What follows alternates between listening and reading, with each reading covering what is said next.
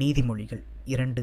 என் மகனே, நீ உன் செவியை ஞானத்திற்குச் சாய்த்து உன் இருதயத்தை புத்திக்கு அமைய பண்ணும் பொருட்டு நீ என் வார்த்தைகளை ஏற்றுக்கொண்டு என் கட்டளைகளை உன்னிடத்தில் பத்திரப்படுத்தி ஞானத்தை வா என்று கூப்பிட்டு புத்தியைச் சத்தமிட்டு அழைத்து அதை வெள்ளியைப் போல் நாடி புதையல்களை தேடுகிறது போல் தேடுவாயாகில், அப்பொழுது கர்த்தருக்கு பயப்படுதல் இன்னதென்று நீ உணர்ந்து தேவனை அறியும் அறிவைக் கண்டடைவாய்.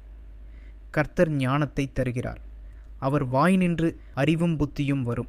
அவர் நீதிமான்களுக்கென்று மெய்ஞானத்தை வைத்திருக்கிறார். உத்தமமாய் நடக்கிறவர்களுக்கு அவர் கேடகமாயிருக்கிறார்.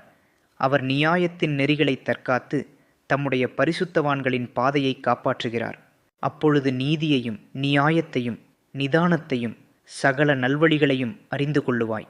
ஞானம் உன் இருதயத்தில் பிரவேசித்து அறிவு உன் ஆத்துமாவுக்கு இன்பமாயிருக்கும் போது நல் யோசனை உன்னை காப்பாற்றும், புத்தி உன்னை பாதுகாக்கும். அதனால் நீ துன்மார்க்கனுடைய வழிக்கும் மாறுபாடு பேசுகிற மனுஷனுக்கும் அந்தகார வழிகளில் நடக்க நீதி நெறிகளை விட்டு தீமை செய்ய மகிழ்ந்து துன்மார்க்கருடைய மாறுபாடுகளில் களிகூறுகிறவர்களுக்கும் மாறுபாடான பாதைகளிலும் கோணலான வழிகளிலும் நடக்கிறவர்களுக்கும் நீ தப்புவிக்கப்படுவாய்.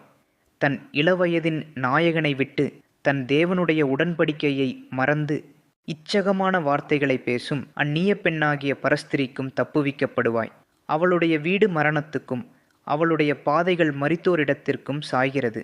அவளிடத்தில் போகிறவர்களில் ஒருவரும் திரும்புகிறதில்லை, ஜீவ பாதைகளில் வந்து சேருகிறதுமில்லை. ஆதலால் நீ நல்லவர்களின் வழியிலே நடந்து நீதிமான்களின் பாதைகளை காத்துக்கொள்வாயாக. செவ்வையானவர்கள் பூமியிலே வாசம் பண்ணுவார்கள், உத்தமர்கள் அதிலே தங்கியிருப்பார்கள். துன்மார்க்கரோ பூமியிலிருந்து அறுப்புண்டு போவார்கள், துரோகிகள் அதில் இராதபடிக்கு நிர்மூலமாவார்கள்.